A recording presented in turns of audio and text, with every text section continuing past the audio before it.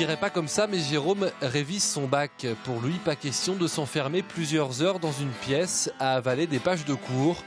Réviser efficacement, c'est d'abord être détendu. Les gens qui sont tout le temps dans la révision, tout le temps, moi je peux pas. Ouais, faut que tu fasses autre chose en même temps. Ouais, faut que je décompresse. Ouais. Généralement je fais plusieurs choses en même temps, puis comme ça c'est... Des fois je peux être au téléphone avec quelqu'un, puis en même temps je révise, ça dépend. Ce lycéen a pour habitude de ne pas se référer uniquement aux cours pris en classe.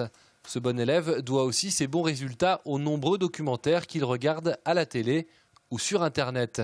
Franchement, j'ai appris plein de choses, plein de petits détails et des petites choses qui fait que lors d'une compo, on peut ressortir ça et ça va faire la petite originalité qui va donner un peu de chien au truc, quoi. Jérôme n'est pas un adepte des révisions de dernière semaine, longues et fastidieuses. Pour lui, mieux vaut travailler un peu toute l'année que beaucoup au dernier moment. Pour ce lycéen, les matières littéraires se complètent. Français, histoire, art plastique ou encore philo, tout est lié. Faire aussi tout le temps les liens entre les matières, par exemple, entre l'art plastique, la philo, l'histoire, que de séparer, de faire, par exemple, là maintenant je révise l'histoire.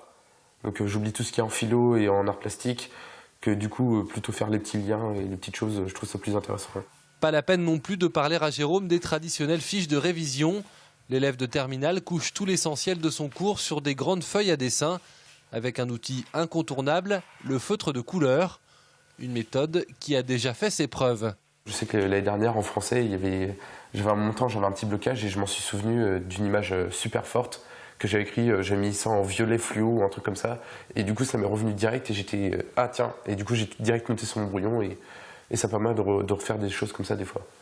Pour Jérôme, comme pour tous les autres élèves de terminale, le baccalauréat 2015 débutera par la première épreuve, la philosophie, le mercredi 17 juin prochain.